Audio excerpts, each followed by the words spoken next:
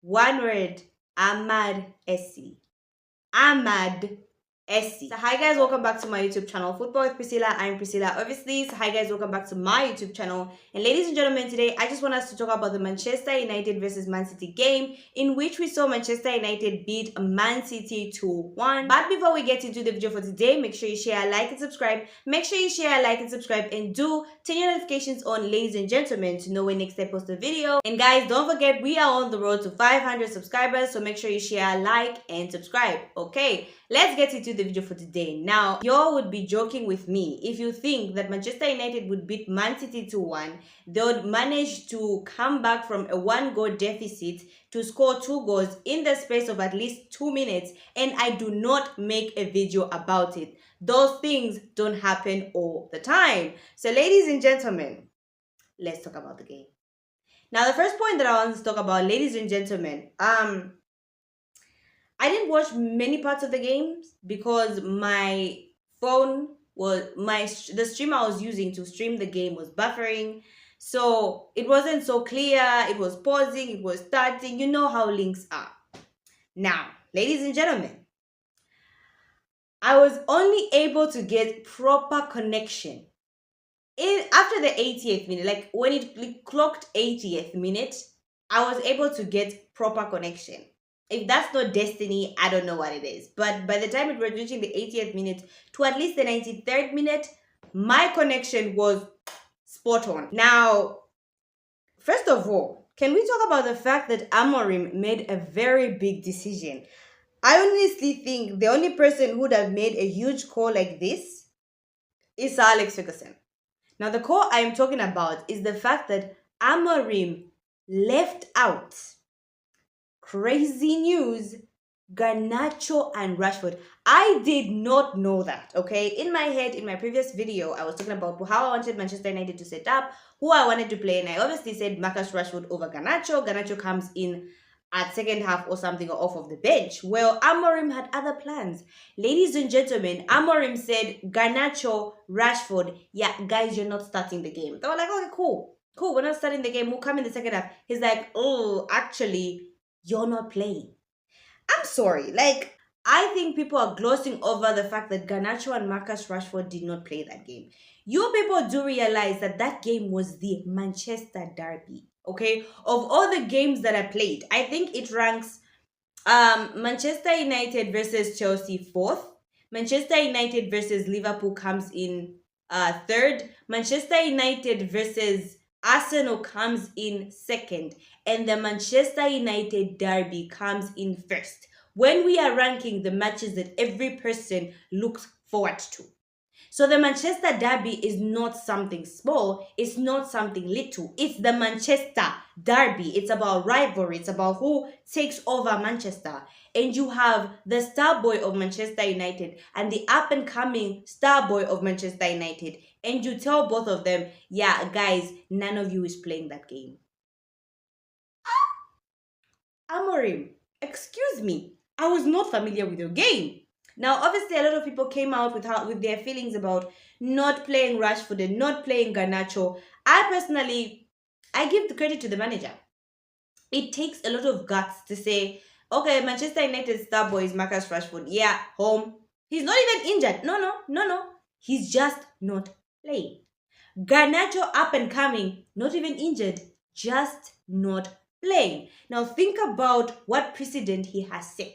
If Rashford, star boy for Manchester United, and Garnacho, up and coming star boy, are left out, not even that they were coming in second half, they were left at home. They did not go to the city of Manchester. They remained in their houses. They were not even in the stadium. Guys, they were watching it like the rest of us on their TVs. Well, some of us were watching it on our phones. But hey, that's besides the point. Rashford and me, there was no difference. Do you know how absolutely ridiculous that is? But you know what? Kudos to him. Obviously, like, I don't just believe Amorim woke up and was like, Rashford and Garnacho, you are not playing. Of which I wouldn't be surprised, because Rashford, a lot of people have been complaining about his attitude and how he's just not putting his all into the game. Similarly, it's the same thing that people are talking about Garnacho. He doesn't pass, he's very selfish, his attitude is not so good. So I wouldn't be surprised that he's been seeing these things and he's just like, let's put a stop to it.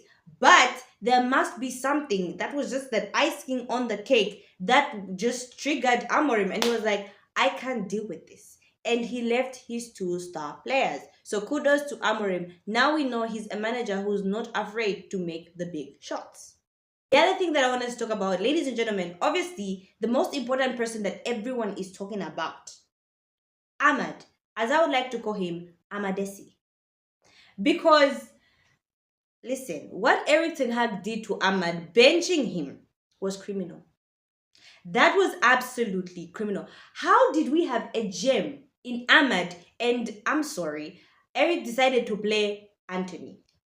And if you know me and you've watched my videos, you know how much I believed in Anthony. Do you know how crazy that is? Guys, do you know how absolutely ridiculous that is? That we had Ahmad this whole time, a player that's good with close ball control, a player that's good with running with the ball, a player who clearly has high footballing IQ, a player who knows what his role is. He is a winger and his first instinct is to look for the striker. A player who's not afraid to take on defenders. A player whose first thought is not, oh, I'm not going to go forward, let me take it back. No, Ahmad is a direct player. And we had that player, and Erik Ten Hag decided, no, I want to make my job a lot harder. I'm going to play everyone but the key to unlocking defenses, who is Ahmad Diallo. Now, the second goal that he scored, obviously to seal Manchester United's win, was an absolute beauty. And that just goes to show how persistent Ahmad is. He never stops running. The guy is always chasing every dead ball that everyone will be like, oh, that's a dead ball, forget about it. Ahmad will run. Like, it's the mentality that he has for me. And he has to be the blueprint for all those Manchester United players in the dressing room. Ahmad never stops running. He never gives up on the ball. On countless of occasions, we've seen games in which he would be up against the defender. Clearly, we could see that the defender is going to reach the ball first. Ahmad will still run in hopes that he can nick off the ball from the defender and go and try and score or create something. How many assists does he have under his name right now? Like, the penalty was as a result of Ahmad's persistence. The second goal was as a result of Ahmad's persistence. If that is not a blueprint of how we want Manchester United players to play, then I don't know. But you know what? Kudos to Ahmad Diallo. Listen, for me, my Manchester United player of the season, Ahmad. My player of the month, Ahmad. I don't think anyone deserves it as much as he has. Now, isn't it funny, ladies and gentlemen? I'm going to pose this question to you.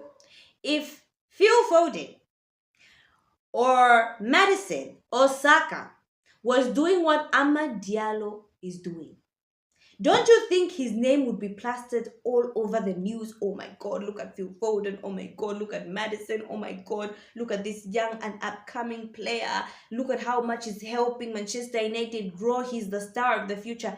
Ahmad has been doing that for the past few months, and all we hear is silence. Then people are not talking enough about the impact that Ahmad has had on Manchester United. Everyone is quiet. It's like people are watching the game and not noticing Ahmad. I wonder why. I wonder why the media, the sport media, is not covering the talent that is Ahmad. They're not making him the superstar that he actually is. And you know what? Granted, it's better that he goes on the radar, because clearly we've seen that with English media, they'll build you up just to pull you down. But you know what? Credit to you, Ahmad Diallo. What an amazing player we have on our hands.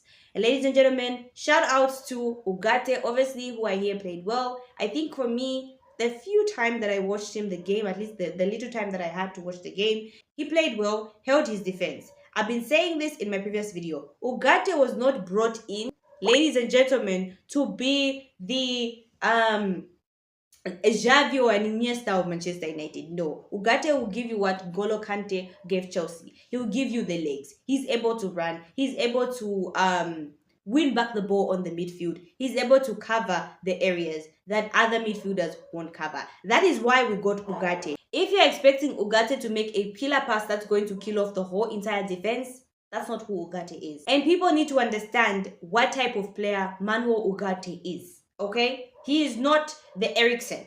He is not a Modric. Just let him be Ugarte. Whether that will affect us in the future, we'll see. Whether that will impact us, we'll see. But for now, that's the type of profile of player we have. He's not the player that's going to make the, oh my gosh, wonderful passes that we want to see. Now, also, I want to talk about the defense, which I think was rock solid. It was good to see Harry Maguire was able to keep players like Haaland silent, players like Foden, players like, what's that guy's name? Doku silent. So listen, I think the defense and I think the midfield played well. I also think Bruno Fernandes, listen, Bruno is frustrating, but he will show up and he will turn up. Obviously, there was that amazing chance that he should have buried, but he failed. But listen, when the pressure was on, he was able to bury the penalty, which at least brought us back into the game, and Ahmad sealed the game. Now, ladies and gentlemen, Manchester United have a game versus Tottenham on Thursday. Are we back, guys? Should I be like, oh my god, we can beat Tottenham? Because Manchester United is funny. They will beat Man City and then lose 4-0 to Tottenham. I don't want to bring that up and I don't want to jinx us, but that's literally the team that we have and we love, guys. That's who we have. They would beat Chelsea 5-0 and go and lose to Fulham 4-3.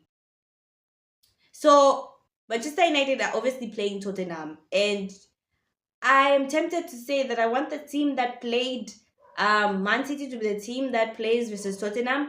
But I understand that this is the month of December and the games are coming thick and fast. And obviously, we need rotation in our squad. So I understand Ruben Amorim trying, obviously, to rotate the squad. So expect to not see the same squad versus Tottenham. It's going to be a whole different game. But you know what? Kudos to Amorim.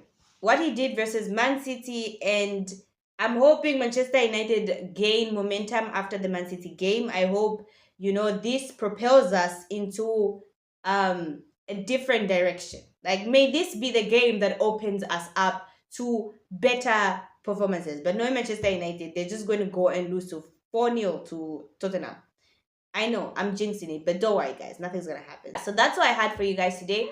Do comment down in the comment section, ladies and gentlemen, which squad you want to see to face Tottenham. Do you guys want to see the same squad that played Man City, or do you guys want to see a different squad? I would love to hear all your thoughts. So that's what I had for you guys today. Thank you so much, guys, for watching. Make sure you share, like, and subscribe. Make sure you share, like, and subscribe, and do turn your notifications on, ladies and gentlemen, to know when next I post a video. Bye, guys.